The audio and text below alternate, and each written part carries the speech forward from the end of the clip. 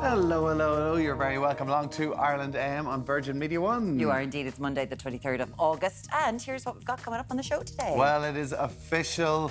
Oh, it was hard to watch. The All Blacks are going to take on the Springboks in the Rugby World Cup final. That is, of course, this weekend. We're going to take a look back on, well, last weekend's weekend of sport. Unfortunately, Ireland weren't a part of it. Who's going to win? In the rugby, anyway.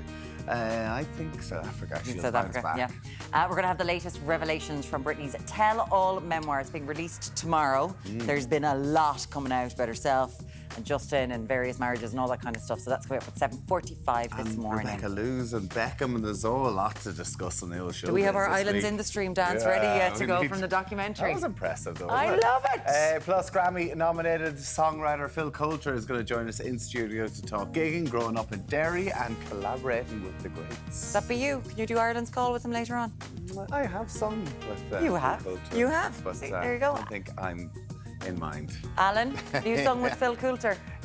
No, but I've watched him many a time. A great man. Oh, that's the same thing. Okay, great man, right. Yeah. Great man. Now, plenty more still to come on the show. This morning, we've got a creepy concoction in the Ireland AM kitchen. I wonder what that would be. We're making murderous meringue, and we're also keeping cosy by styling some coats on the catwalk. Now, Derek is out in Glasnevin this morning. How are you getting on, Derek? Yes, good morning. Live here in Glasnevin in Dublin. It's a pretty wet start across western and southern parts, landing in across the Midlands through the southeast later on today with some heavy rain, spot flooding once again before finishing up across northern and eastern parts later on tonight. So plenty of wet weather on the way this Monday. Now, we have landed here in the dead centre of Dublin this morning. Glasnevin Cemetery is where we're at, and given the week that's in it in the run-up to Halloween, we're on a tour of the cemetery itself, off to pay a visit to some of the most historical graves in Irish history. So we're talking the likes of Countess Markievicz, Michael Collins, our former president, Eamon de Valera, and of course the great liberator Daniel O'Connell. So that's all to come live here from Glasnevin Cemetery right across the morning. And guys, how cool does that tower look? All lit up. Very spooky, in fact, isn't it? You need to be chilled to handle Irish weather. That's why Chill sponsor weather updates on Virgin Media 1.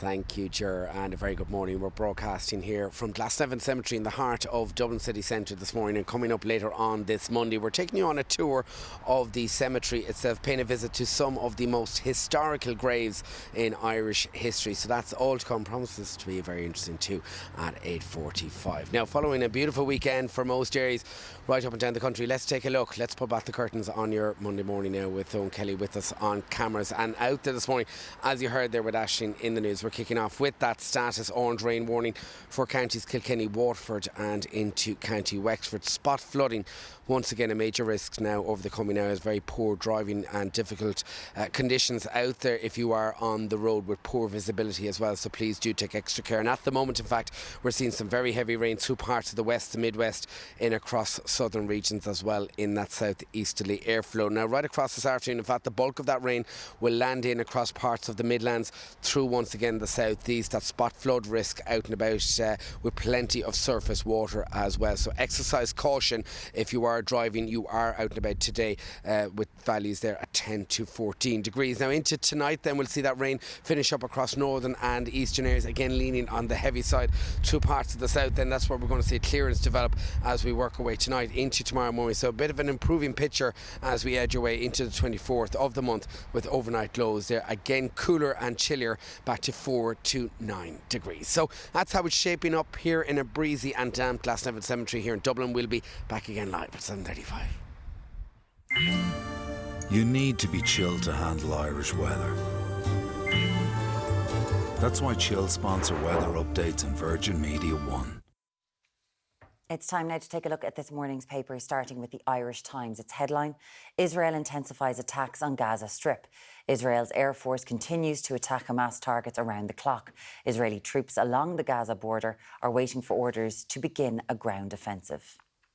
Error left details of thousands of drivers at mercy of hackers. That's the front page of the Irish Independent. The driving licences of thousands of motorists who had vehicles towed on behalf of the Gardaí were left at the mercy of hackers in what has been described as a major data breach. The Examiner's front page, €70,000 for businesses hit by floods. Businesses damaged last week by Storm Babette could receive more than €70,000 under proposals set to go to Cabinet. Senior government were working on the final details of the package last night. Health needs 2 bailouts is the top story on the Daily Mail. It says Health Minister Stephen Donnelly will require a second massive bailout to complete the National Children's Hospital. The Herald's front page, Fangland criminal. The paper reports a senior member of the Hutch crime gang who was facing charges but currently out on bail flew to Turkey last week for cosmetic dental surgery. The Mirror leads with "Our world is broken, absolutely crushed." Irish woman Denise Morgan was killed in a suspected murder-suicide in New York. Tributes have been paid to the 39-year-old woman from County Louth after she was shot dead in her apartment by a man known to her. The Star also leads with that story and says shot dead in New York City murder-suicide. Police say they are not looking for anyone else in relation to the incident. And finally, The Sun leads with "Shot dead by lover in murder-suicide." And our thoughts are with Denise's family this morning. There's so many tributes being paid to her. We'll be talking more about that very shortly on Ireland AM.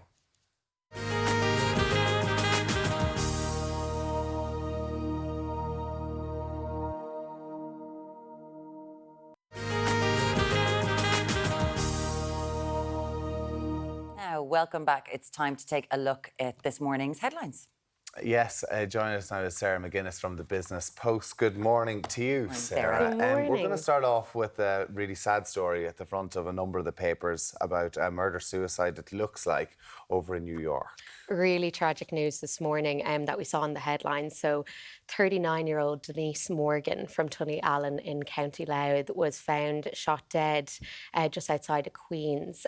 So emergency services in New York were alerted to it on Friday morning in the early hours. Just really very sad. It's suspected murder-suicide and tributes have been paid on both sides of the Atlantic now. The Cottage Bar and Restaurant in New York described their shock and sorrow. And in Tullyallen, the Church of the Assumption held a mass for her. The priest, Father Sean Dooley, welcomed her family and friends. They described her as the kindest, most sweetest soul, and basically said that no words can really express what they're feeling right now, which you can only imagine is horrible. Absolutely, and they're not looking for anyone else in that case there, and I'm sure that the actual night will unfold fairly lively. But to all Denise Morgan's family, we are just so sorry. Can't even imagine the pain that they're going through right now with their daughter somewhere else. We're going to move on to something else that is doesn't show signs of slowing down. This is what's happening in Israel and Palestine. So there is a 3-phase plan outlined by the Defence Committee, by what they want to do with Israel. What is that? So the Israeli Defence Forces have outlined a 3-stage plan, as you mentioned, wherein basically saying how they kind of, I suppose, want to defeat the Hamas and take back Gaza. So the first is this kind of military campaign, this kind of warfare that they are currently waging, where they say they are targeting terrorists. Now, obviously, we know a lot of civilians have been caught in the crossfire, and basically just trying to disrupt Hamas as much as they can, stop them in their tracks. They then say that they're going to move to this kind of interim, lower intensity warfare, just to kind of further eliminate pockets of resistance. And then they hope to kind of come in and put a security network in Gaza. That is the final stage. There's no saying how long that will take. Shots. It's truly horrifying. And, the Irish connections, I suppose, are only continuing to emerge.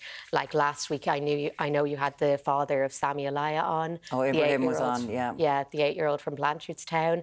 He was back in the news this morning. We saw on the bulletin him kind of talking about his school, which is only 20 minutes down the road from here, saying how much he misses it. Yeah. His friends, his teachers.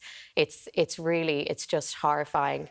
In terms of aid, there was aid able to get into Gaza over the weekend, is that right? But not to the same sort of level that is badly needed. Not at all. So they crossed into Gaza through Egypt, which is obviously a very welcome development. But the UN are kind of estimating, I think it's 28 aid trucks have been brought in with food and medical supplies. Fuel still isn't allowed in because they don't want the Hamas to be able to kind of power the city, but it's only 4% of what's actually needed. The UN are saying that 100 trucks are really what is required a day to kind of really Well, help that's, I think, the 100 civilians. trucks almost go in daily before this. And, so to think that just 20 going in with just vitals like water, you know, something so simple, something you take for granted. And I'm sure more will come out of that in the next coming days and weeks. Absolutely. And just very quickly on the Irish soldiers that are just, what are they, 400 metres from the blue line, which is kind of the border between Lebanon and Israel.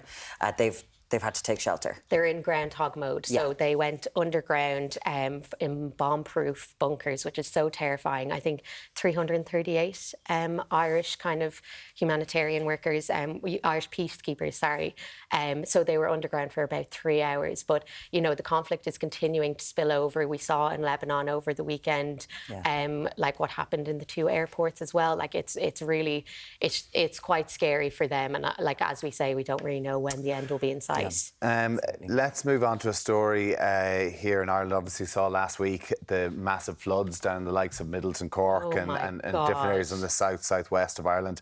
There's also a weather warning at the minute, a yellow and orange weather warning, which we don't know exactly what that means, but it's still quite frightening for people in those areas. But for business owners, we saw Derek was there interviewing them, and you're seeing the damage done to their shops and factories, whatever else. In one day. Yeah. Like, who can prepare for that? Well, on top of already saturated ground, and we're seeing these. So it looks like business owners are going to receive some sort of entitlement or payments to try and help get themselves back on their feet again. Absolutely, yeah. So the Business Post reported yesterday that it was about €40,000 that they can expect to get. The Irish Times have today that it will be in excess of €70,000. Yeah. The final figure has yet to be decided, but Simon Coveney is bringing a memo to Cabinet tomorrow, basically to accelerate the flood relief scheme and to kind of get people back on their feet quicker. So basically how it works now is you can get €5,000 without an assessment, and then up to €20,000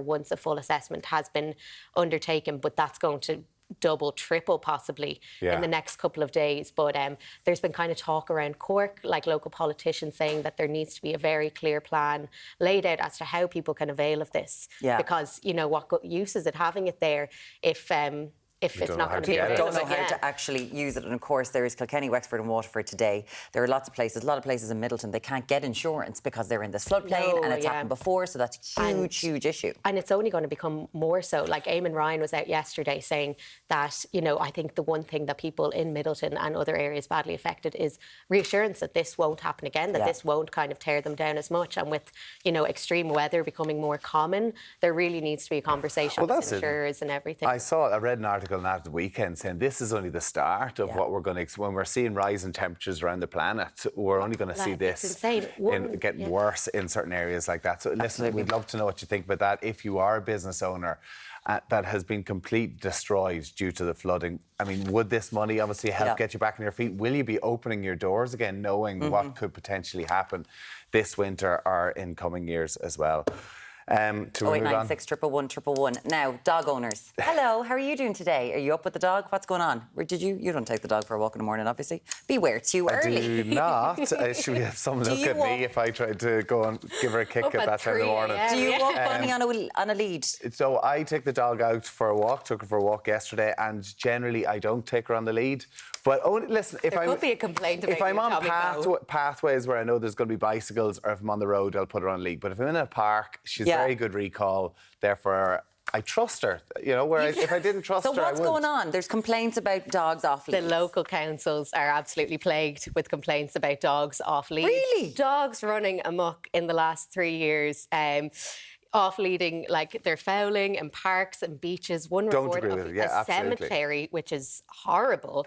And then lots of kind of restricted breeds as well, which are just, I don't know where you get a restricted breed from. But anyway, there was one case in Cork where 2 restricted dog breeds were off the lead and they had to be seized, which is insane. Well, that is frightening when you see some of the dog attacks and whatever else. I mean, like having restricted dogs is just ridiculous. Put it on lead. Exactly. Yeah. Listen, if you are a dog owner and you're fed up going for a walk, you don't feel safe because there's big dogs jumping all over you, or even your little dog don't feel safe for it. 0896 111 111. If your dog is a pain should be on lead and then other dogs aren't a pain. Surely they're able to go off without being on lead. I'd like to just define that. Sarah McGuinness from the Business Post.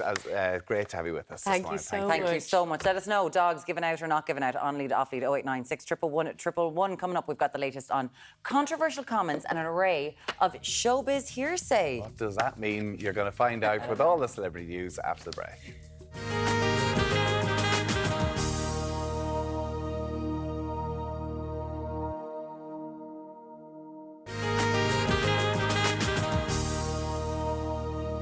Welcome back. Now, the revelations from Britney Spears' tell-all memoir. They've been hitting the headlines all week.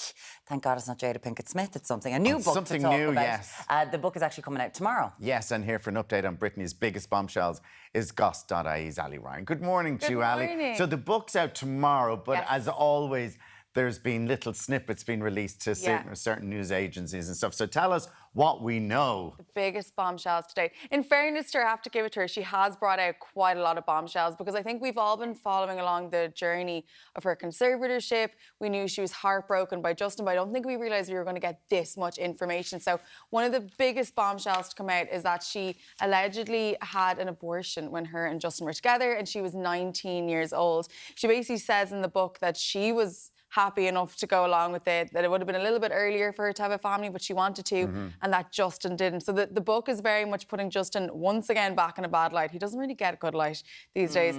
And she talks in depth just about how that made her feel and the fact that she had to hide that from everybody. But also what's really interesting is she talks about the cheating rumours. So we've all have seen the Crimea River video from Justin Timberlake. Yes.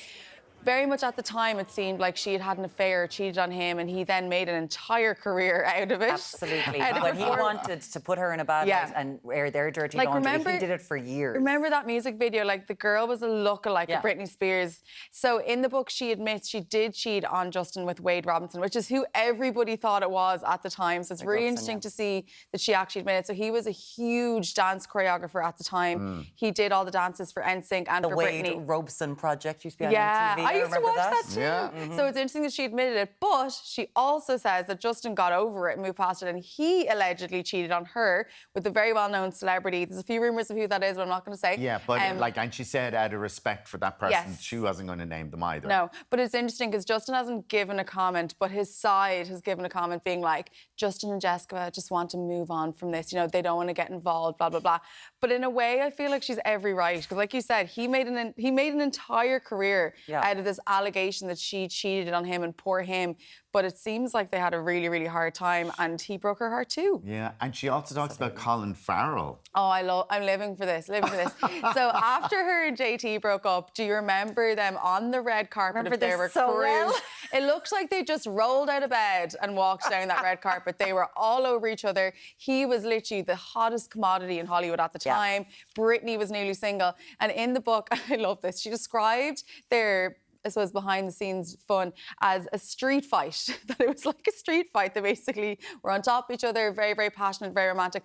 But again, she kind of shows her vulnerable side in it a bit because she says that when they got to the premiere, the reporters were like, "Oh, are you two together?" And Colin was like, "No, it's just a bit of fun." And her heart sank. So I think the book is going to make her look, you know, very, very good. Kind of goes through all the hard things that she's gone through. She talks about the time she shaved her head, why she did that. She felt... Because I suppose at that time we all thought she was losing it totally. Yeah, that was the rhetoric at the time. I don't think mental health was even a phrase back then either. Everyone was just like, what's going on? She's crazy. So I think it's interesting now to see what actually was happening. The pressure it was the drug she was tests, under. weren't they? People were kind of like, she's going to be drug tested, so she needs to get rid of her hair follicles. They could have taken that. Yeah, I mean, the things that were going around at the time, but now she said she just feels like the whole world was staring at her, was creating her, telling her how to dress, what to do, and she just took control. So, look, overall, I think it's going to do really well. Fans are delighted. The excerpts so far have been brilliant. I remember this with, like, the Prince Harry and Meghan book. There probably is more in there that we just haven't seen yet. But I think she's been dying to tell her actual truth. So I'm delighted for her.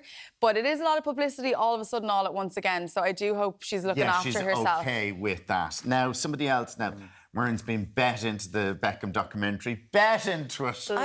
It's so fantastically stage managed. Like, you know, the Beckhams are all over it. Yeah. It's their production company. Oh, it's like them behind the camera pretty much. Like. Yeah, 100%. They've decided what they're going to do and what they're not going to do. It's like, be emotional here. But it's done so well, right? So well, yeah. It's brilliant. It was really, really good. Now, I am very critical of it, and I'd say you are a little bit as well. Like, I'm skeptical when I'm watching it. I don't believe any of it, but I just loved it. I loved the first 2 episodes where it was about him and like how he dealt with the World Cup and, you know, being taunted. All that was so interesting, crazy, and how they got together. But then the final 2 episodes, you're like, right, here we get into the affair. You're ready for it. You're like, they're going to go into the affair. They never mention Rebecca Lewis. They never say it, but it's since the toughest time of their life.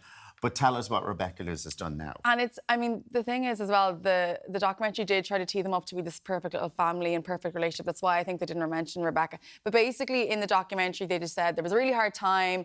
David said Victoria went through a bad time. He doesn't say he feels bad or anything. So straight away, there was a huge kind of, I suppose, pile-on on her Instagram, Rebecca Lewis' Instagram, who back in 2004 did a huge tell-all interview with News of the World, said that they had an alleged 4-month affair. He now, hold on, called her a liar let's just at the say time. this, that she did that because she was about to be outed. Yeah, so apparently right? she was going to be outed at the time. But what happened, which was really bad at the time as well, is how they reacted. I mean, he threatened to sue her. He said she was crazy. He said it was ludicrous. So I think now, all these years later, the fact that it came up, I think Rebecca was hoping, all right, if they're going to do a no holds barred, they're going to admit it. But he didn't admit it. And she has now come out being like, you know, it's making me look like I'm a liar again, that it wasn't true. And the only kind of quote in the series is that he felt Victoria, like, he went through such a hard time. So now she's like, it looks like I've made this hard time because it's not true. So if you go onto her Instagram, I mean, like, there's been loads of horrible comments. Awful. She's a mom now. She wants nothing to do with it anymore. Although she is now back in the press doing a sit-down interview. So then there's the pros and cons of that, because if you do that, then the spotlight comes back on you. Where if she just made a statement on her Instagram or something like that, maybe it wouldn't have been. I think if you're going to bring it, going, no, she has the right to do it. But she does. She's the one in the middle of the storm. I think if you're going to bring it up like they did, they should have tackled it honestly. And I think she probably never would have said anything if he'd been like, yeah, I don't want to get into it, but this is my bad. But he didn't. And I think that's why she's a bit like, right, well, if you're going to talk about it, let me tell my side. Yeah. So I don't know how it's going to go down future-wise. Like, I think she's out of the industry. I don't think she wants to come back. And remember, she did Celebrity Big Brother and everything back then. Yeah, I think she's done, but fair play to her. She wanted to get her final word. Just give me the Spice Girls documentary now. Oh, the Colleen Rooney one is very good as well. Oh, if you haven't seen it, it's brilliant. Hallie, thank you so much for that. What do you think? Have you been watching the Beckham's documentary? Let us know. Do you enjoy it as much as Mirren? Loving it. Bet into it. Lots more to come in Ireland, and we'll see you back here very shortly.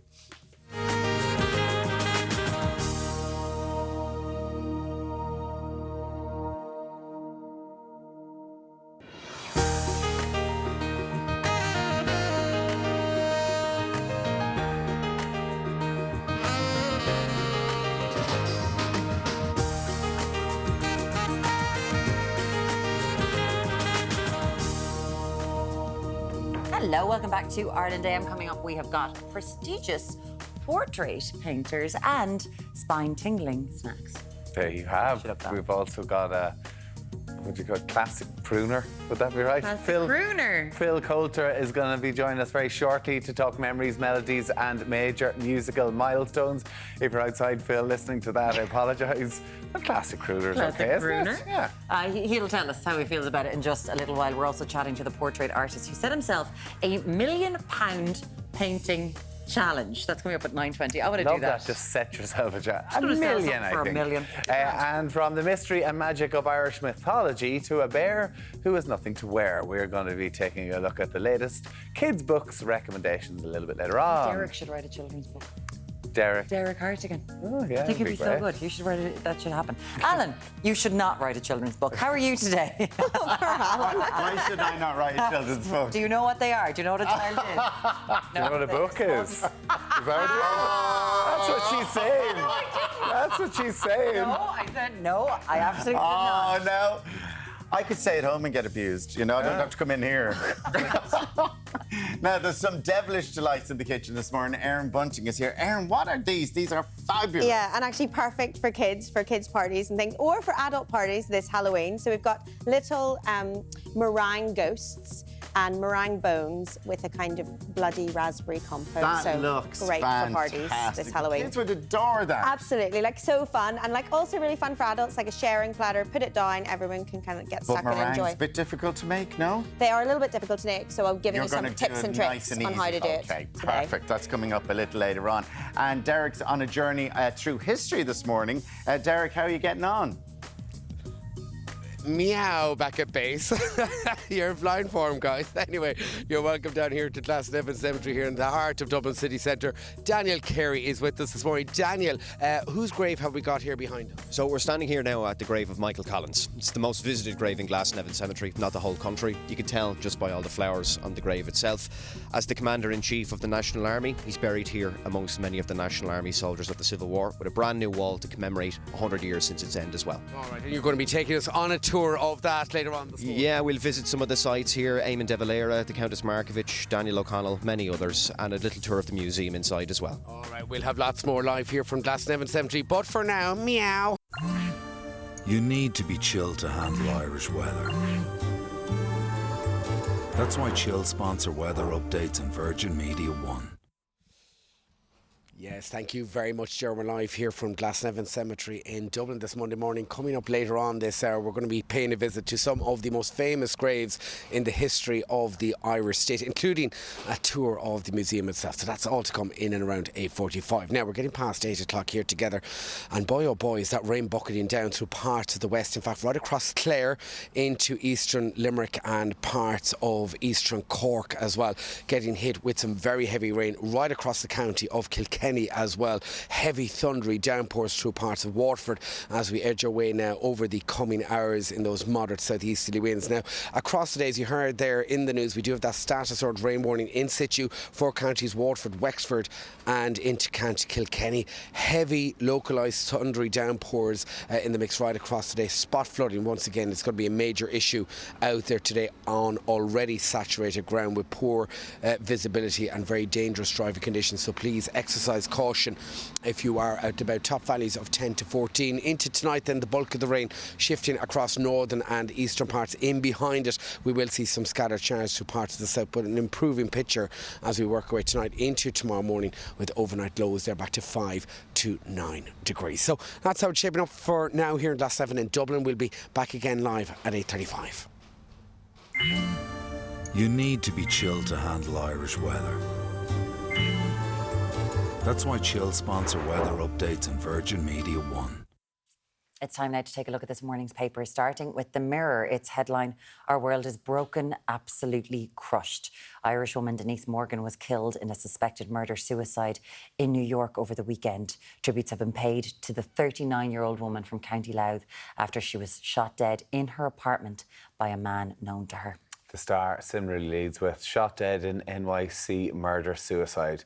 Police said they are not looking for anyone else in relation to the incident. And The Sun also leads with that same story, "Shot dead by lover in murder-suicide." The Irish Times headline reads, "Israel intensifies attack on Gaza Strip." Israel's Air Force continues to attack Hamas targets around the clock. Israeli troops along the Gaza border are waiting for orders to begin a ground offensive. Our left details of thousands of drivers at the mercy of hackers. That's the front page of the Irish Independent this morning. The driving licences of thousands of motorists who had vehicles towed on behalf of An Garda Síochána were left at the mercy of hackers in what has been described as a major data breach. The Examiner leads with €70,000 for businesses hit by floods. Businesses damaged last week by Storm Babette could receive more than €70,000 under proposals set to go to Cabinet. Senior government were working on the final details of the package last night. Health needs 2 bailouts. That's the top story on the Daily Mail. It says Health Minister Stephen Donnelly will require a second massive bailout to complete the National Children's Hospital.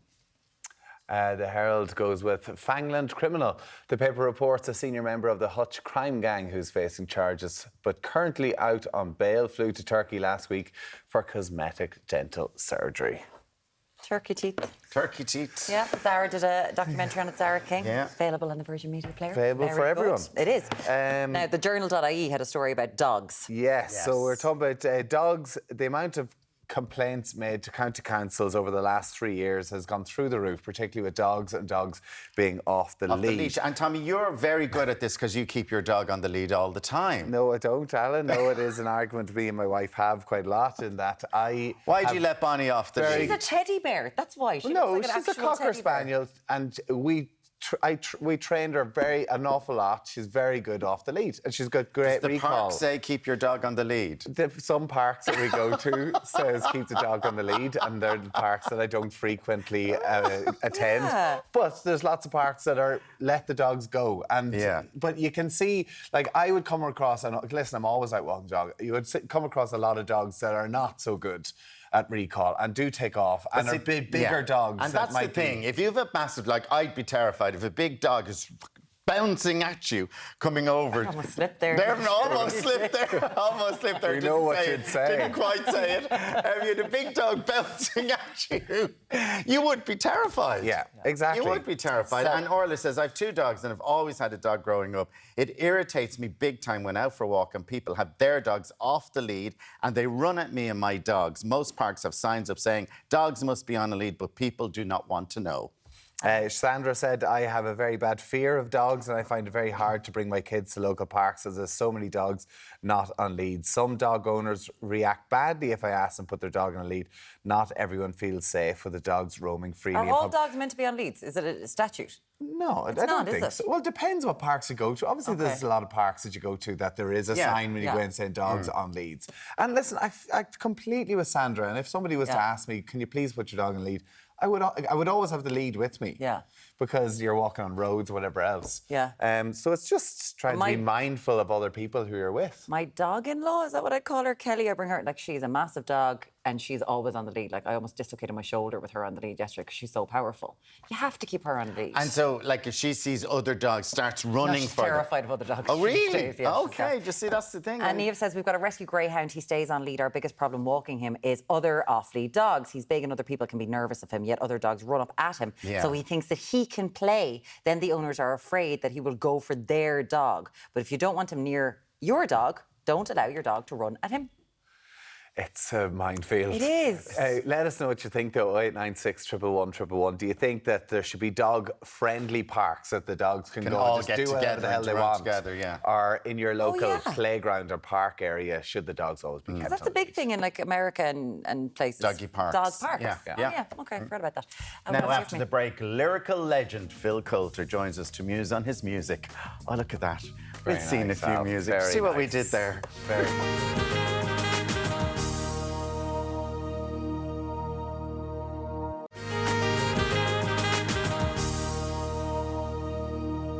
Hey, you're very welcome back to the show. It is time to chat with, no less, a Grammy-nominated singer-songwriter who's created hits for everyone, from Sinead O'Connor, of course, to Elvis Presley. Phil Coulter, good morning. How are you? I'm great. Nice Dapper Dan this morning. Well, I know this show you got to make an effort. There you go. That's what you've got to. That's what you've got to do. Up for the pair of us. That's true. You've been all over the papers. Everyone is singing your words recently, obviously because of the Rugby World Cup. You wrote Ireland's Call. Yeah. Bono singing it in Las Vegas. Yeah, I only heard that last week. Yeah, I was very, very flattered. Mind you, I can't see Bono now begin to sing a lot of Phil Coulter songs, but I'm happy with that one. Well, it's not a bad start. That's not a bad start. Particularly to start this new tour that they're doing in the Sphere. Like, I mean, everybody is glued to that. So for him to sing a bit of Ireland's Call. That's what Bono and I have in common. He's starting his tour, I'm starting mine. See, look at you. Look at you. Slightly different venues, but let's not go there. Let's not go there. But Ireland's Call, like, listen, the World Cup has been amazing. There's been such interest from everybody, I think, within the Rugby World Cup, and heartbreaking the way it's finished. Sure. But I think Ireland's Call has become synonymous with it because it is 4 proud provinces. You know, Ireland Navíon obviously is the national anthem, but this is bringing everybody together. I think it's very, very important. That was the brief, that was the commission, you know, because there had been that kind of uncomfortable situation when in the squad there'd be a good chunk of guys from the north, from the unionist community, because as you know, in the north, rugby is a game that is played normally in non-Catholic schools. Yeah. Therefore, any rugby player from Ulster who excels would be from that community. And therefore, Ireland Navíon is not their national anthem, God Save the Queen. So, you know, you may not like that, but you have to certainly respect it. So it was an era of, you know, all-inclusiveness and hands across the border was the kind of mantra. Yeah. So they called me in and asked me if I could come up with a sporting anthem, not a national anthem, a sporting anthem. And Ireland's Call was the result. And funny enough, like the 4 proud provinces was the kind of key to get in there, because there were certain words that, you know, you certainly couldn't use. You couldn't say, and united we'll go forward, just in case, you know. Okay. I think the smart thing, IRFU and picking somebody from the north to write that song would have been aware that I would have a sense of, you know, I'd be aware of the sensibilities of the community there. Yeah. So words like united, that wearing the green will go forward, the 32 counties, any of those were off the.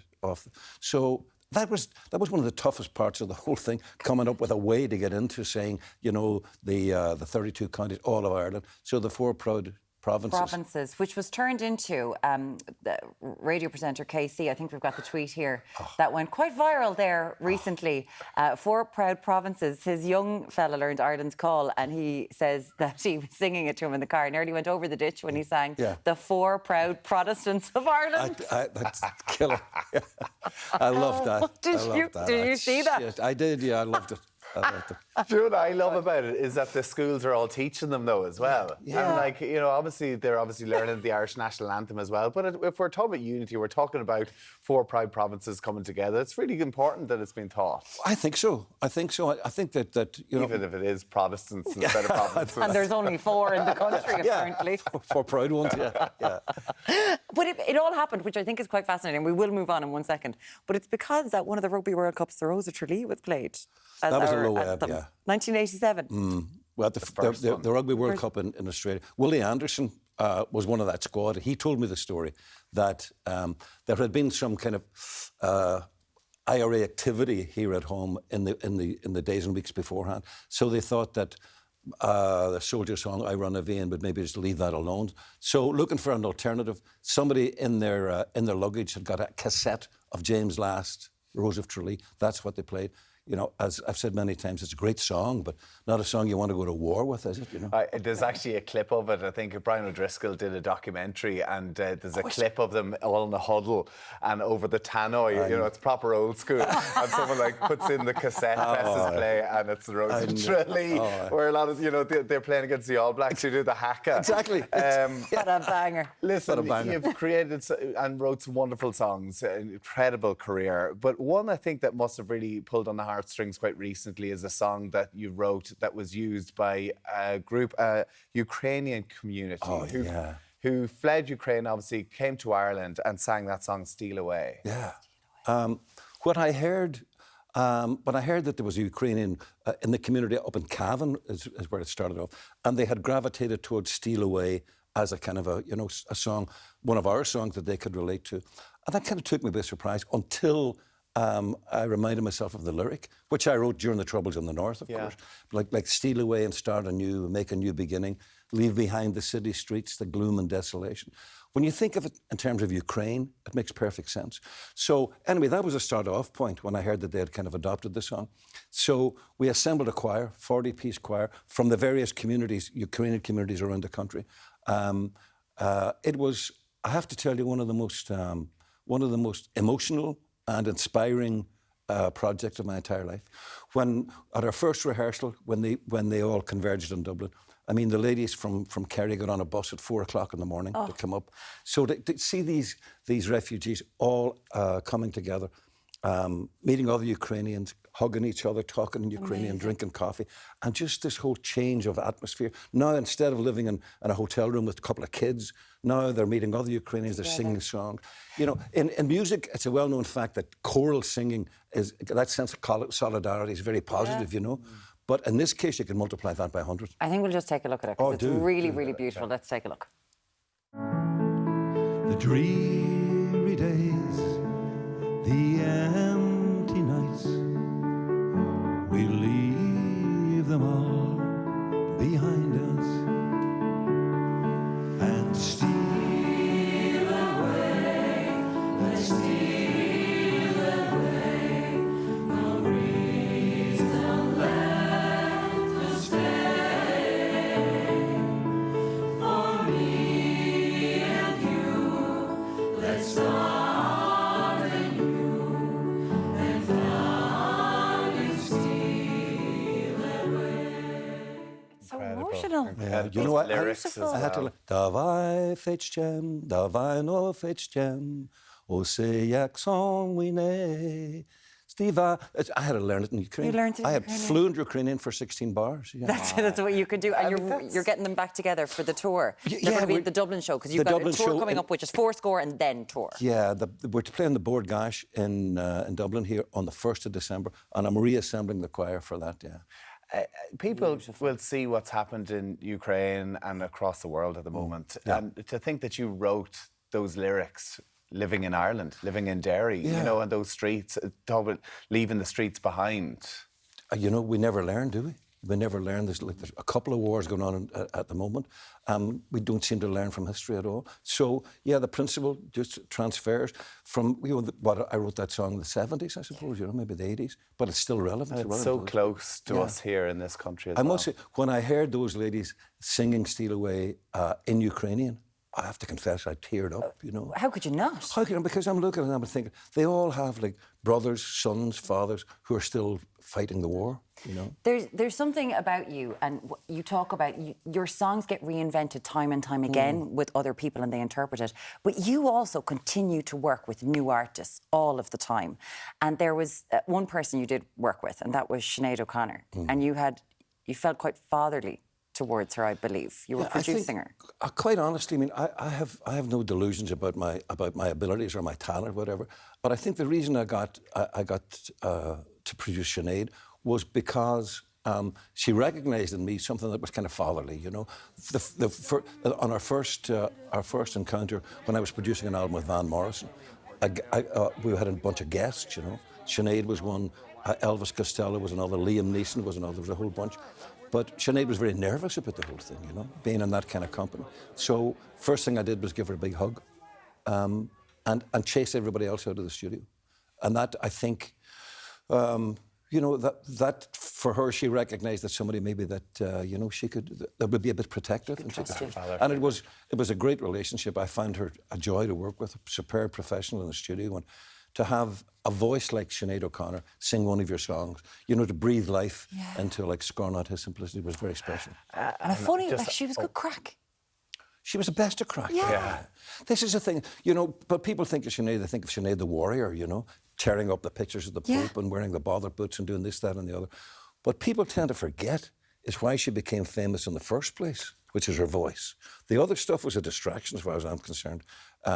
And, you know, people think that she was very intense. And I mean, she was fragile, there's no doubt about that. Yeah. But she could be great crack. She had a great sense of humour. And people do, forget that whenever they talk back. But no one will ever forget her voice, which is left with us for all time. You spoke about featuring, playing with young people. There's young George Hatton, who I believe is a star for the future. You're touring with him at the minute on this new tour, 4 score. And then, how many dates are you doing? Well, 30-something. I mean, I think the thick end of 40 dates between now and New Year's Eve. November and December. You're all over the place, all over the country. We are from Navan to Cavan, from Ennis to Enniskillen, from Ballymena to Ballymaloo. There's a song to be made about it as well. All over the place, yeah. George Hutton and my child bride, Geraldine Brannigan, are the... She's going to be there. PhilCoulter.com, you can find out everything about the tickets there. Just a pleasure to have you in, as always. Always, my... Dan, my God, I need to dress up in the morning. Thank you.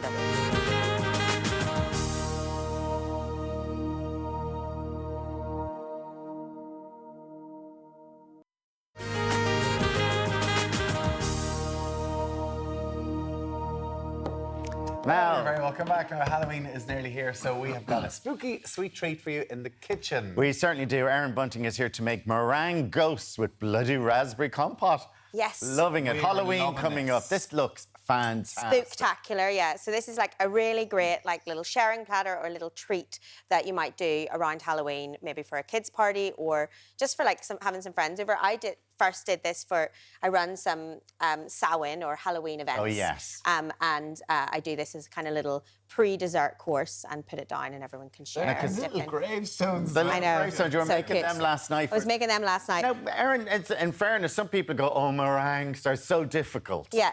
Are they? They're not too difficult as long as you stick by a few rules. So I've got some egg whites in here that I've whisked up until they're in stiff peaks. How many?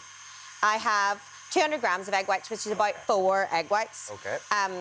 And the key thing you want to do when you're making meringue is to make sure that you don't get any egg yolk. Basically, no fat. Seem to be the smallest bit in it, it's gone. Fat and meringue do not mix. So you want to get like no egg yolk at all in it, but also when you're kind of setting your bowl and stuff up and all your utensils, you want to wash them really well in like hot soapy water, make sure they're absolutely spotless and clean. And then I just get a little bit of kitchen roll with a bit of lemon juice or a bit of vinegar on it and wipe it round it before I put the egg whites in, because that like takes any grease off. And then you want to whisk your egg whites. Before you start adding the sugar, you want to whisk your egg whites till they're in stiff peaks, which basically you'll be able to see by like holding your, it'll over your head. Yeah, exactly. Stage, yeah.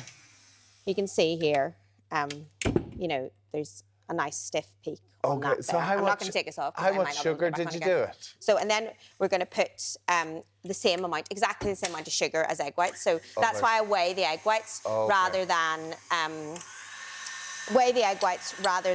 doing so 200 grams of sugar. So 200 grams of sugar, 200 grams of egg whites, and then you want to whisk on a really high setting. Once you've got their egg whites nice and stiffly whisked, you want to whisk on a high setting and add the sugar gradually. So don't add the sugar all at once. You need to kind of stand there. All that sugar to be added, Yeah, for about 5 minutes, probably, adding it. If you only added half the sugar, would it work? No. Oh, it wouldn't? It wouldn't clap. I think it would clap. So basically, the sugar is going to add like some stability to the egg whites so that you've got... So you're just going to add those in, and I'm not going to do that whole process while we're here because... So for about 5 minutes until it's really solid. About 5 minutes, and then you're going to add all that sugar in. And actually, one of the good ways of testing is if you rub it between your fingers and it doesn't feel grainy, that means you're... Okay, the sugar is well whipped in. It's well whipped in, Oh, very good. Okay. So what do we do next? So next, so then I've made some meringue that I've made earlier. So in this piping bag. So I would just, once I'd whisked this all up and it was all smooth and glossy looking, I would put the meringue in a piping bag and then I would pipe it onto some baking parchment. Ask how you did the little bones. Yeah. You just pipe them out. And actually, it's a little bit grainier than I would like it to be, which I think is probably just because I was doing it this morning in the humidity in here. Yeah. Another good thing is to have a kitchen that's not too humid when you're making meringues. Or our bowl is just filthy. Possibly. But anyway, then basically what you want to do is you want to use your meringue and use a piping bag. I mean, I would really recommend doing a piping bag for this, and you can just buy like these. You can either use a reusable. So you do a blob. Oh, right, you're doing the little men now. And But how do you get it looking so good at the end here? The way it's little sticking up and the little head on it. Is that it? Is that like when it bakes? So when it bakes, it should come out. And actually, this meringue is not as good. Erin's not as happy. I'm not as happy with this meringue as I would be. But basically, and you can actually use a little tiny bit of water and smooth it off at the top. And then if you want to do a will you show me how you did the bones? Bones, yes. Yeah, because so that's doing the bones, impressive. basically, you're going to pipe a little blob there. Right. And then another little blob there, and then just a long, slim. Bit. Oh, easy as that. Go again with a little blob. Go again with a little blob. Okay. And how long will these go into the oven for then? So, and then you want to put them into the oven at quite a low temperature, at about 120, for about 35 minutes, 45 minutes, just depends. And you'll know they're ready. Can Alan try to do a bone? Come on, try and do a bone there, Alan. This will be a bit of fun, won't it? So while you show us what we do next with the raspberry. Okay, there's no room to do a bone. And then we've got a little blob bit of... here and a little blob there. That off there. We've got a little bit of... Oh, that's not bad, Al. There you go. Like, I know, it's not bone. Mine is a smaller bone than Erin's, though. And then just to make the raspberry compote, it's like super simple to do.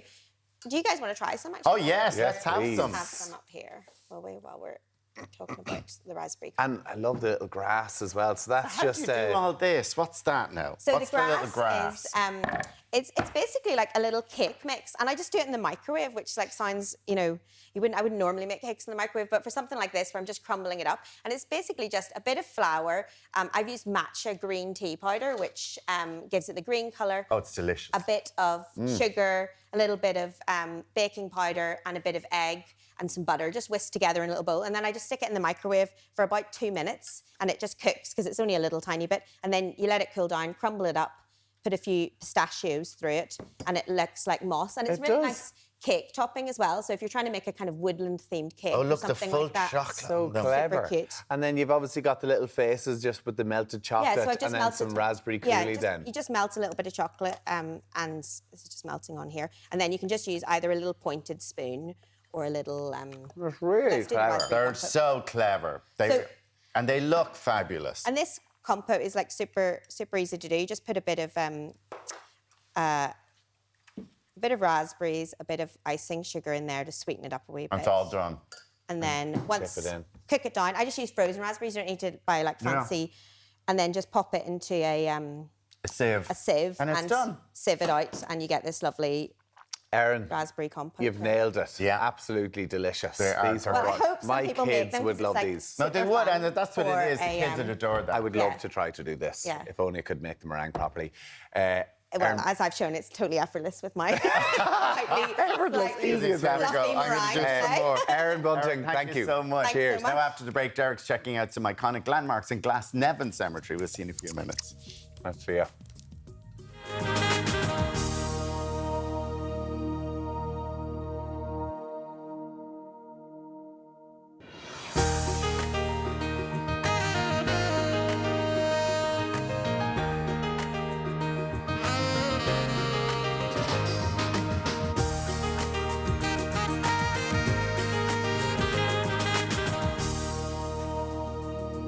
Welcome back. Coming up, we have got suggestions for budding bookworms and must-have winter wares. Now, we've also this question for you. Is this painting worth £1 million? There you have it. Well, let us know what you think. Like we'd know. We can't even do stickmen. Well, we are going to be meeting the muse who swore to never pose naked again for a painting unless it was unless they were paid £1 million sterling as well. And the artist who took her up on the challenge. Absolutely. We'll be discussing that very shortly. A painting of hers sold for like over 20 million euros. So. Lucian Freud did amazing. Yeah, perfect. she deserves to be making a bit of money. Now, from Interesting witchy story. novels to Irish dancing disasters, children's book queen Elena Ryan is here with her autumn book recommendations to get you in a good mood. That's all coming up in just a little while. Now, Alan is checking out the catwalk this morning. Alan, what have we got to look forward to? Yes, Tommy, we're here because we're talking about forever fashion. Rob Condon's here. I love this. So we've one coat, 4 different outfits. Yeah, we're taking a look at the one coat, a hero piece, the camel coat, but you could do it with any coat. Different outfits, cozy and kind of casual here, but we're going to take it right up to high octane glam. And it could even go out to 5 or 6 outfits. Yeah, you never it could. know. So you could stretch it out. You could stretch it out. Yeah. Look forward to that. That's a great idea. Now, that's coming up a little later on. Derek's learning about some icons of Irish history in Glasnevin this morning. How are you getting on, Derek?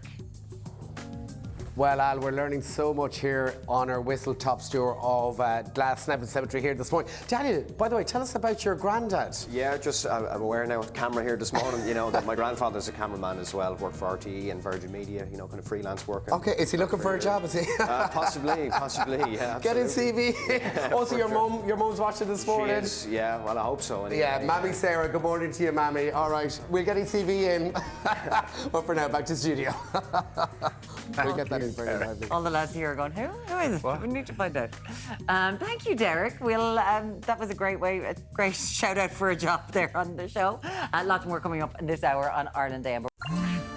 You need to be chilled to handle Irish weather. That's why Chill sponsor weather updates on Virgin Media One. Yes, Chair, we're live here from Glasnevin in Dublin. If you missed our tour earlier on this morning, you can catch it back online, back online on the Blair from 11, a little bit later on this Monday. Now, we're getting past 9 o'clock here together. It's a very wet start through parts of the West and across the Midwest and southern regions out there this morning. It's a very, very heavy rain, so please do take extra care with that ongoing risk of spot flooding. That rain, unfortunately, with us right across the day. So as we push into this afternoon, still that status orange rain warning in situ for counties Kilkenny, Waterford and into Wexford. Once again, some spot flooding. That's going to be a major risk out there today. Surface water Very dangerous driving conditions as well, and poor visibility on the road. So please exercise caution. Take care if you are out and about in those moderate southeasterly winds. Top values of around 10 to 14 degrees. Into tonight, then the bulk of that heavy rain shifting across northern and eastern spots down south, more in the way of scattered showers, but an improving picture as we kickstart tomorrow morning there with overnight lows no lower than 5 to 9 degrees. So that's how it's shaping up here in Glasnevin, Dublin at the moment. We'll be back again live at 9:35. You need to be chilled to handle Irish weather. That's why Chill sponsor weather updates on Virgin Media One. Hello, you're very welcome back. Now, earlier on we were speaking about a number of different things, but the one that has got a lot of people's attention is about dogs and the amount of complaints made to local councils over the last couple of years about people walking their dogs off the lead. On the lead. And Tommy, you're a big supporter of not having your dog on the lead. Well, I'm like this person here, Joanna, who said, I have 2 hyper dogs and both need to burn off the energy. Every morning at 6:45 we go to the local beach to let them run off the lead, and when there's nobody around, and in the evenings when there's nobody around. And I think that's good. Yeah, it's common sense. That's what she's saying. So do you get at weekends? Would you get up at 6:45? No, but I take them to the park, to like a walk area where there's no other people really walking around. Yeah. And Bonnie's well behaved. And she is she's got very good recall. But when she was younger, she wasn't, and she wanted to play with loads of other dogs. And it is, but she's not a very big dog. But yes. Well, Kay says my Pomeranian dog was attacked on Saturday by an Alsatian who was off lead with 3 children in charge of him. I'm in my 70s and nearly had a heart attack. I approached the owners and got no response. You see, that's the type of problem. Big time. And you can see, like an Alsatian is a big dog. But they're not meant to be off lead. No, I wouldn't say so. They're one of the restricted breeds. No. So there's that. Sophie had a rescue dog who absolutely could not be let off the lead as she attacked other dogs. She's great with people, but just not with dogs. Our biggest problem going anywhere with her was other people's dogs off lead coming up to play with her. I must have told 1,000 people in public to put their dogs on leads. It's for their own safety as well as control. Yeah. This one's like you, Alan. I walk with my elderly mother and and our dogs in the local park, and I am just fed up with people walking their dogs off the lead. Between watching that one doesn't knock my mother over and trying to stop them jumping up on dogs who have leads is a nightmare. No, because you were saying that would annoy you. Yeah, walking and dogs jumping all over. Because I'm so old. Yeah, but I mean, it is. I would be terrified if a dog came bouncing up to me. What would you say? Okay, he's in the humour. He's in the humour. I don't want to break the hip. You know? Do you know what? I'm just going to put an end to this bit right here. Otherwise, you know, the ages. Are you all right? I'm all right. We'll mind you. We'll mind you. After the break, Limerick artist Ian Brennan is going to tell us about his £1 million portrait. £1 million? See you after the break. Give you a pound for that. £1 million.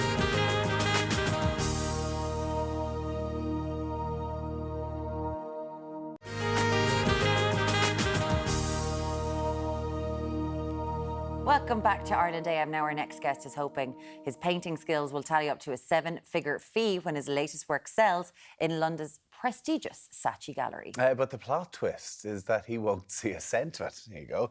Here to explain is the artist himself, Ian Brennan, and his £1 million muse, Sue Tilley. Good morning to you both. Sue, thank you for joining us as well this morning. Ian, the coat of arms. Is your painting of Sue. It's on sale for £1 million in the Saatchi Gallery. Tell us, how did you come about the price tag? Yeah, so prior to painting, well, prior to, you know, the painting existing, I kind of knew who Lucian Freud was and was very influenced by his work.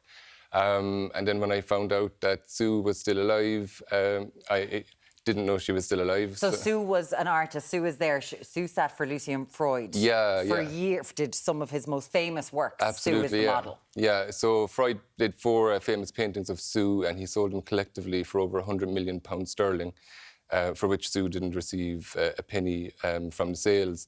So I decided to put a little plot twist on the painting and sell it for £1 million. And when the painting sells, I'm going to give Sue the $1 million to sit nude for me again. So, yeah. Because Sue has said that she's never going to pose nude again. I think that's it. Sue is with us this morning. Sue, this is the painting you did of Sue. This is Coat of Arms. Coat of Arms. Coat of Arms. Yeah. Sue, it's a pleasure to have you with us. How are you doing this morning? I'm very well, thank you. So can you tell us about your relationship with one of the world's most famous artists in recent memory, Lucian Freud? Well, I had a friend called Lee Bowery who was like a performance artist, and he was working for Lucian. And then Lee decided that I should work for Lucian, so he put the idea into Lucian's head. So we had a meeting and he took to me.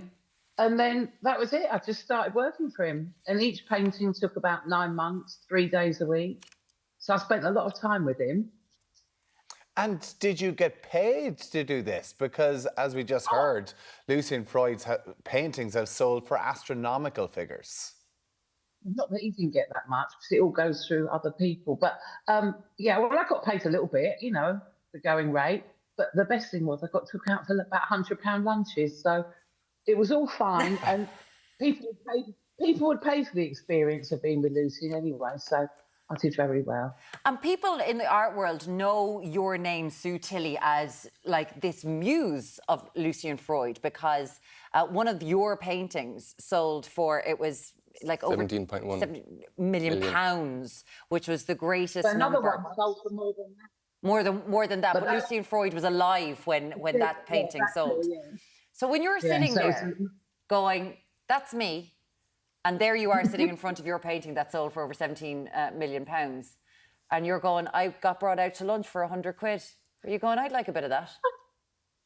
I don't mind, you know, I like it. It was a lovely experience. Changed my life, so Absolutely. You know, money's not the most important thing in the world. Well, good on you. Good on you. But it turns out money maybe is the important thing in the world, because you said, I ain't doing another nude. I'm not sitting for another painting unless I get $1 million for doing it. And guess who turns up?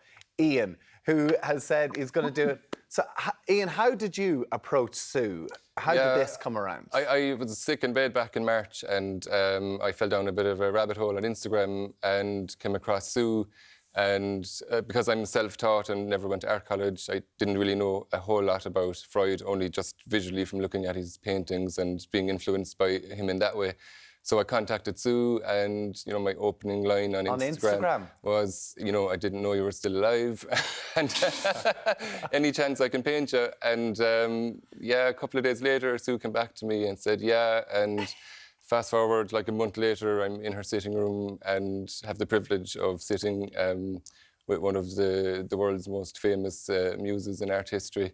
So it's quite a privilege for me to be allowed to, you know, to have that experience and trust, you know, because my work is quite deep. I trained as a psychotherapist about 12 years ago, so I bring that depth of that and that training into my work. So what does that mean? When you're sitting with someone, you stare into their eyes? Yeah, so I invite them into their bodies first by means of a body scan. So I facilitate a meditation, and it's equally to help me ground myself. And then I'll pick up on feelings and sensations in the other person's body, and we'll go from there then. So I always say there's no right way to be or no wrong way to be. We just work with what emerges. And then we engage in a witnessing exercise. So it can range from 10 minutes up to 45 minutes of just pure eye contact with somebody and no spoken word. It's very intense. I can see a reaction. Very intense. I couldn't do it with my partner. Yeah, with that said, we don't give ourselves permission. Like the opportunity doesn't often happen in day-to-day life to have that eye contact with somebody with no spoken words. And this is before the brush hits the canvas even. Exactly, Sue, what was that like for you to get a random Instagram message from somebody asking to do your... You're not dead. Yeah, and then to have to go through this? Well, I quite often get Instagram messages from strange people wanting me to do things for them. But, yeah, the meditation, I'm not really that kind of person. So when he said it, I went, oh... But then I went, oh, well, I'll go for it, 'cause, you know, never know, it might change my life. But I thought about things, but I don't think it really made any difference to me, the experience. But obviously it's Ian's thing, and he's painting the picture, so if he felt he got inside my soul, good for him. I'm sorry, this is such a great juxtaposition of people and how they work. Because Sue is there, she's hanging in the National Gallery in London, like one of the most famous paintings by a British artist. And then she's like, yeah, I just sat down and then I went and had some wine. And you're like, but I'm seeing into your soul. So from this, right, you're untrained. You came to this yourself. Yeah. And About 5 years ago, I started painting. You started painting, and you ended up getting chosen for this major Biennale work. And you I won a got selected huge for award. the London Art Biennale 2 years ago. And Representing Ireland. Representing Ireland, yeah. I won an award from that. That took me to Chianciano in Tuscany for Biennale over there. And then this July just gone, I was the only Irish artist selected for a second time in a row to represent Ireland at the Biennale again. Incredible. And then to go and to paint this coat of arms, this wonderful picture that we just saw there. But then, to get that into a gallery like the Saatchi Gallery is not something that people dream of. Yeah. Like, how did you manage to do that? A very simple phone call.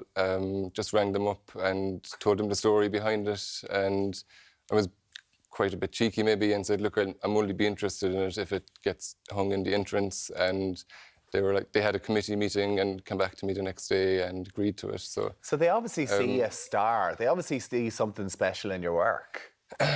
Thanks, yeah. Thanks. Yeah, thanks. He's like, he's about to go pennies on. He's like, don't give me a compliment. I know, yeah. But this is, when is it? It's going for auction. So, no, it's already, the exhibition is over, so it's now for sale. You can contact me direct through my website or through Ian Brennan Artist on Instagram. And you want to give the money to Sue? Yeah, I want to give the money to Sue. I just believe in acts of kindness. We're in a really shitty time in the world at the moment with what's going on with wars and everything. We are, even excuse the language, but yes, of course. Yeah. And I just think every act of kindness at this stage, is something that has a domino effect. And I think that's really, the true power of art. And if I can contribute to the world in some shape or form in that way, then absolutely. Beautiful. Sue, this is quite the gesture as well. I mean, what do you make of that?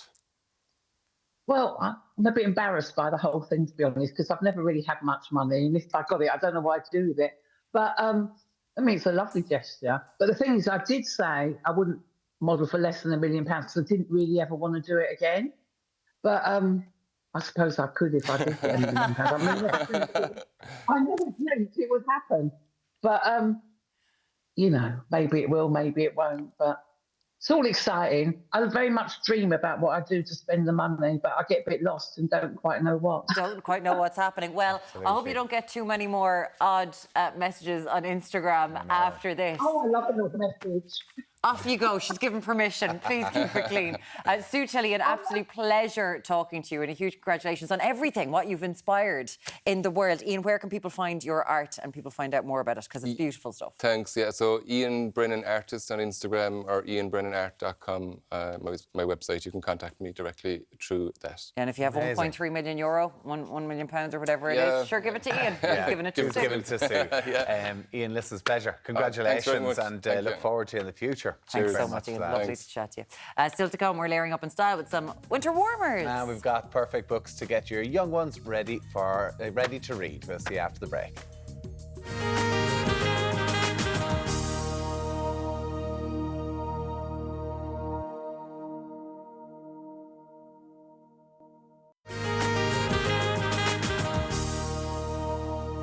Now it's fashion time, and we're learning to work your everyday coat into all occasions, from casual looks to high-impact statements. And Rob Condon is here to show us just how to do that. Good morning to you, Rob. Good morning. So the same coat, 4 different looks. Looking forward to seeing how we can mix this up. So first model? Yes, exactly. We are taking a look at the same coat 4 different ways. It's all available from West End Shopping Park in Blanchardstown. So we've gone with a camel coat this morning, but you can definitely do it with whatever style coat you want to do it with. We've gone casual and cosy with this. Sarah looks very cosy here. Yes, it's the perfect layering piece with this coat. It's available from New Look. So what we've done, this is, you can tie this to the front. We've kept it just tied to the back to give it that little bit more of a slouchy appeal when you're going with a tracksuit and layering up this look. With the tracksuit then underneath it, we've gone with a really light green to this tracksuit, which works really well with camels. Also, like a burgundy would work really well with camel colour as well if you wanted to go with that. We've got the hoodie at $25.99, and we've gone with the matching tracksuit bottoms there. A really great cozy pair. They're fully fleece lined at the inside, so you're going to get that warmth out of them as well. And it just works really well colour-wise. Yeah, you can definitely gorgeous. mix and match all of the pieces in your wardrobe. And then we've gone with the runners there, bringing back in the tone of the coat there with those browns. Really great pair of runners. They're going to go great with jeans as well, or even throwing them with a dress. Lovely, aren't And you they? put the little hat and the gloves and little accessories with it then. Yes, we've gone with the hat, which is available from Mountain Warehouse. So bringing in that khaki green, it works really well with these colour tones with the hat there. The gloves are new. What? Is that like a two-tone gloves? It's a leather and stuff, is it? Yeah, it's like the faux. It's a faux suede, and then faux the suede knitted material, the overcover to that. Very cute. And they're available at Pep & Co. But just bringing in those camel tones, greens, camels, and khakis all work great together. Fabulous. We're in love's time. Yes, but you could definitely, if you have a camel coat in your wardrobe, you can recreate this really easy. Or even if you want to go with like a black coat that you already have from maybe last season, you'd be able to do that. Or if you want to invest in this coat, and then you could get the tracksuit, and it might be your undergarments you need to sort for the season. Okay. It's lovely. Great Love stuff. that. Your undergarment sorted for the season. That's what Sarah you need to whipping do. that off and giving it to the next noddle. Have you got a couple of these camel coats? we got 3 of them. Were you sitting there that is going out the back? Flawn, it has a different camel coat on. Lana joins us here, same camel coat but a different one. We've kept it quite casual with this look, bringing in jeans with it. So I think this would be perfect for brunch with the girls or weekend wear. It'd be a great outfit for travelling as well. So the same coat, but we've tied it at the waist. So we've used the belt that comes with it, tied it in at the waist. You can see it just looks really cozy, casual and cool with that pocket detail into it also. And then we've gone with the bag crossbody with it there, but it just works so well. I love the length of the coat as well. So we're opening up then, and then you have what you've got underneath here. So we've gone with a vest top underneath. It's a lace vest top. It's a basic. What I love about this basic is you can see the lace detail into it. So that's going to work in your casual wardrobe. You're going to be able to dress it up. We're seeing so much pencil silk skirts around. Throwing that with it, it's going to bring you to an occasion as well. So it's a great kind of basic, and it's a little bit of more of a stylish basic. Yeah, everyone needs one of their wardrobe at least. The jeans? Yes, and then we've gone with the jeans here from Next. So they're a mum style jeans, but what I love about these are they're high-waisted, and as well, they're quite fitted at the top. Mum style? They are, yeah. They're lovely. Yeah, they're mum style jeans, but they're quite fitted at the top. What does that You're mean, not a getting mum that. style? They're kind of to have that kind of slouchy appeal to them, but sometimes it's always good to try them on because sometimes the fit of them makes can you look be pregnant, and you might not be pregnant. Yeah, and with them as well, always chuck it in. Don't Let's highlight the belly. Yay! Sorry, that's my experience of mum style jeans. Yeah, but always tuck in or do a half tuck Yeah. as well to give a better body shape. And then we've got the shoes there at €6. We've gone with a flat shoe, kind of a pump there, but they've got the strap detail into them, so a little bit of a stylish update to it. Okay. But it's Lovely. a perfect You did piece to mention bring. the bag. It's a little Jeans. crossbody yes, bag you've got there. the crossbody bag. You can see the gold and leather detail into it there. A really great little bag for all your bits that you're going to need. And the hat and the necklace, then the hat's lovely. Yes, here, we've isn't gone a little bit Western romance, which we're seeing lots of for autumn winter with this hat here. So a little bit oversized. You can see the brim detail into it, and that is available at New Look. And then we've got the little chic and simple star necklace. This is available from HomeSense, and HomeSense have lots of different From necklaces. HomeSense? Yes, they've lots of different necklaces. What's HomeSense? Get your couch and then throw something Yeah. on your neck while you're there. Perfect for gift ideas, yeah. They're selling... Yeah, they've jewellery and they've bats, shower gel, Lana's everything. out here before you Perfect start gifts giving out for her Christmas. necklaces. She's like, I'm not putting up with him at all. Okay, look at this. Danny. Danny is with us. lovely now. Yes, so we're dressing it up a little bit So here. you've just tied it at the back Yeah, again. so here. same coat, we've gotten rid of the belt with it, and we've gone over the shoulders with it. I'm a big fan of throwing a coat over the shoulders, and it just dresses something up completely. It does. It transforms it.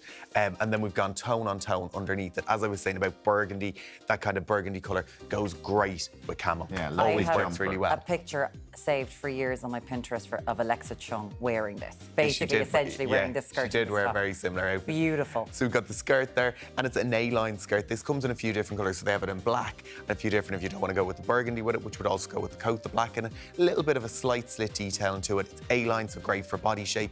Then the bag there, we've matched it back in. Two-tone bag, so bringing that burgundy colour back in, and then the darker leather as well, just to contrast the colours, but works really well, keeping those autumn And tones. the boots? And then we have gone with the boots here, which are just a small ankle boot there. And you can see the heel isn't too high in them as well, so but it works still with this dressy outfit. Yeah. They're going to go great with a pair of jeans as well, or a dress. And a lovely neck piece with this. Yeah, again, another neck piece here. Star detailing too. We've gone a little bit more chunky with this, and bold gold is everywhere at the moment when it comes to jewellery, and a really statement piece. Love it. Great colours. Yes, great Such colours. good colours. Thank you, Danny. Especially coming into autumn, winter, it really is lovely. Yeah, Nice. and then we have gone very high octane glam with our last look here. Oh God, that was on such a model Sarah. face. She came around the corner there. I was like, oh my God, she's giving fierce. It was fierce. It was Sarah. Mwah. Model face, yes. Means business with this look here. So we've got again the coat, we've gotten rid of the belt, we've ruched up the sleeves there, put the collar up, and it just really dresses it up and thrown it. Meringue's definitely wearing this dress. This is beautiful. Well, Sarah Meringue Morris is definitely wearing this dress. Really great dress. Yeah, really nice gold and black detailing to it. Full length, and then you've got the slit Is that detailing only to it. €45? Yes. That dress? Yeah, really great price point for that. Perfect for Christmas parties, any occasion you might have coming up. And then we brought... But even with that, you can put a black jumper on, tuck it into a belt, and you can wear boots. Exactly, you could tuck it into go with a knee-high boot. It'd work You really added the well. belt to the We've dress, added the belt, and what you could do as well, if you wanted to add the belt to the front of it, over the coat, and change it around, you could also do that as well. Okay, of And course. with Shoes? Then with the shoes here, we've gone with a pointed shoe and then gold detailing to the heel there. They're going to go great in your wardrobe with lots of different things. Even with a pair of jeans, those heels are going to work with it. And then with the earrings, finishing off the look there, we've gone with a statement hoop, and it's a gold and black, just bringing in the tones of the dress there. What is that dress made of? It's like a Lurex, really is it? yeah. What sort of sleeve is on it, Sarah? It's a full length sleeve. Is it full length sleeve? Full length sleeve, yeah. I really like it. Sarah, do you like it? Loves it. Okay, there we go. They'll be fighting over the dress. Yeah. And it's all available right now at West End Shopping Park in Blanchardstown. Oh yeah, well done. Okay. Great. Thank you And so Home much, Sense, Rob then you can buy a Condon. sofa as well. You can get your sofa While and your you're there. necklace, Home Sense, and shower gels. They have everything. They have everything. Oh, he's done his work this morning for you. I'm telling you. Thank you so much, Rob. dear. Cheers. Now, coming up next, we're bringing you the bite-sized books for little readers. Yeah, stay with us. We're back in a few minutes.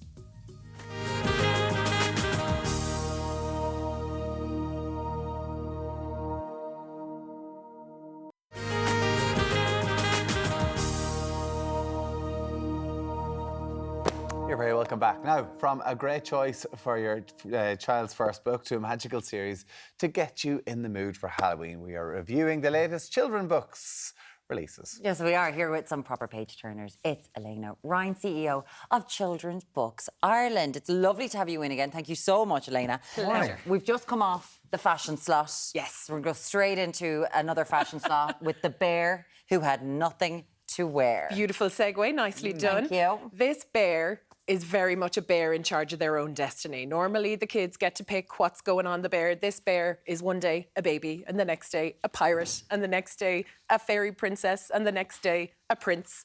So they decide they're going to put on whatever it is they like to wear. And that will resonate with a lot of strong-willed toddlers and kids in our houses, if yours are anything like mine. Yeah. Absolutely. So who is this aimed at? This is aimed at kids from 2+. It could be read to anyone from 1+. Yeah. Parents will enjoy it if you've got kids who are putting their dolls in all sorts of mad stuff, or if they're putting themselves in all sorts of mad stuff going out the door, as mine frequently do.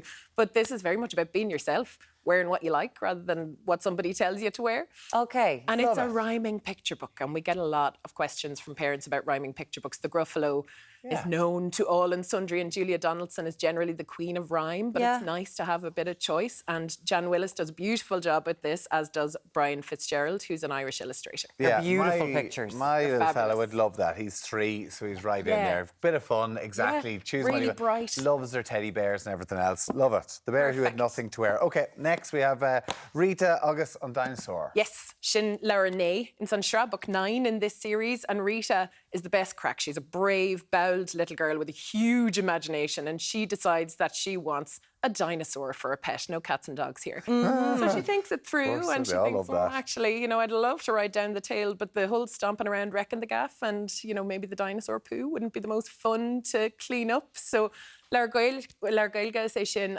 you can see, Tommy, the P, you fada. You don't have to have that much Gaeilge to work it out either. Yeah. But And it's Rita, good for young kids as well who are probably learning a bit of Irish, or even parents who are trying to remember it. Yeah, and for folks who have Irish at home all the time, it's lovely to have a series. It's not that often that we get long series of books in the Irish language. And Rita is such a brilliant character. And in fact, she's going to be animated. So there's going to be a Rita TV series coming very soon on TG Cahir, which is very cool indeed. Fabulous. And who is this aimed at? This is aimed at, again, kids from about 3+, but if you're learning Irish in school, up to 2nd and 3rd class could be reading this with the level of language that's in it. Because that's what's a great idea about it, just to kind of pick that up. Exactly. We had Sinead Moriarty, the Irish author, in recently, fabulous. just talking about how there is sort of this push at the moment Yeah. to try to get parents to realise there are also children's books by Irish authors, because that's what we're seeing a dearth of in the charts. And today, these are all Irish authors and illustrators. So Myra Zepp and Mr. Ando, who've created this book, have a whole back catalogue, and Myra writes for kids right up to teenagers.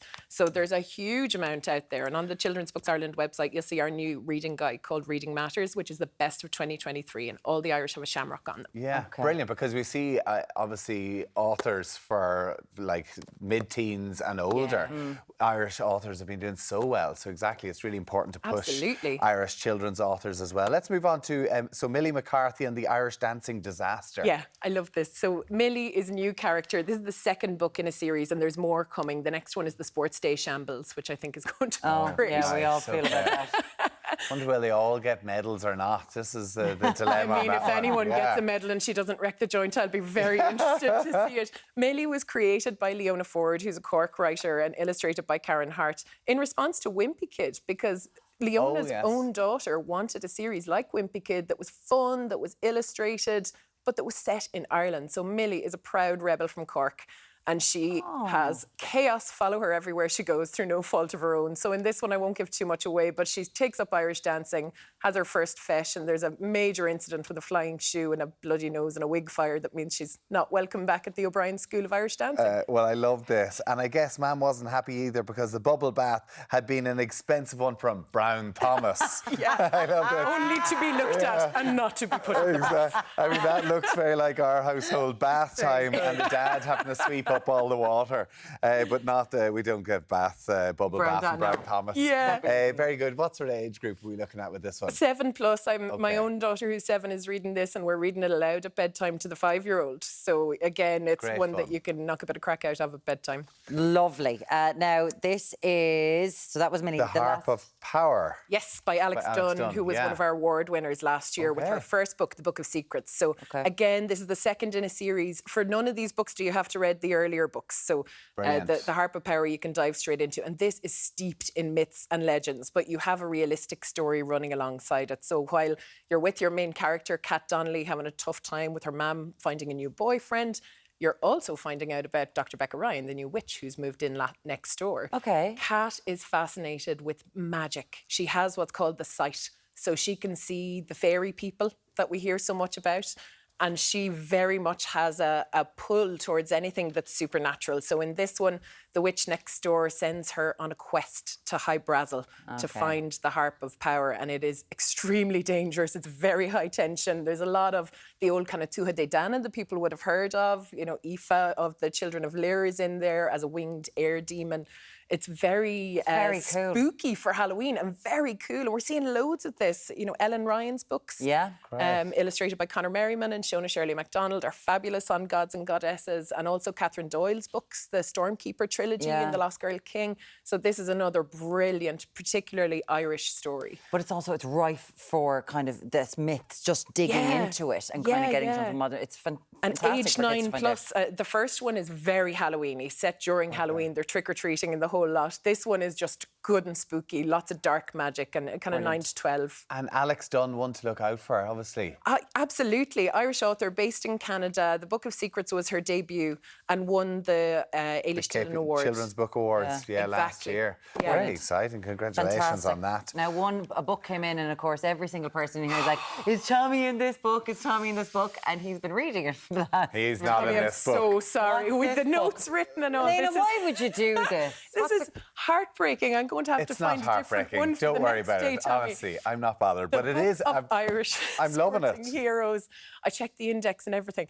Yeah, this is a brilliant book illustrated by Graham Corcoran, and the folks in it are everything from road bowling to Olympians to rugby to soccer to athletics. You have the history of a lot of the sports as well as loads of fun facts. They do Bloody Sunday in the Gaelic football section, which is brilliant. There's a little bit of history in there for sports fans to get in, and for kids who are not inclined to pick up a novel and read it all the way through, who are maybe a bit daunted by a big chunky book, you can dip into this and start with the sport you're interested in and then maybe kind of go out to the other sports as well. So we have everything in here. They've included Paralympians like Ellen Keane, women's rugby team, women's soccer in here. We're hearing all about how well Arsenal have done and everything over the weekend. So there's loads in here for everybody. And I think that format of a book, it's such a big book physically. What I like about really it as well exciting is that, like, you have obviously Rachel Blackmore and Kelly Harrington, who are current stars, but then you have, say, like Stephen Roach, who, of course, like, I forgot, like, what a talented cyclist. He'd won all 3 tours. Like, only one other person in history has ever done that. You know, like, it's amazing to... For me, you know, I'd be loving that. As a kid, I'd be bet into this. Exactly. And all different sports as well, and men's and women's, which I think is really important. And there is a section at the back to fill in the story of your own sporting hero. So if there's anyone who has been left out of the book for whatever reason, well, there you go. can write in the story of your I'm going to put in a little profile picture as well of my heroes. Exactly, exactly. Gorgeous, Leonor, thank you so much for joining us. All those lovely recommendations. Cheers. I have me pen here, Tommy. Okay, right, okay. You left out Tommy Bow. Who would be your sports star? You, darling, of course. Up on tomorrow's show. We've got the do's and don'ts of DIY skincare with Jennifer Rock. We're going to be learning about the Irish Democratic School that lets students decide on their own curriculum. And look at this, rejuvenile. It's why we should be getting all back to childish behaviour. See you tomorrow. Bye.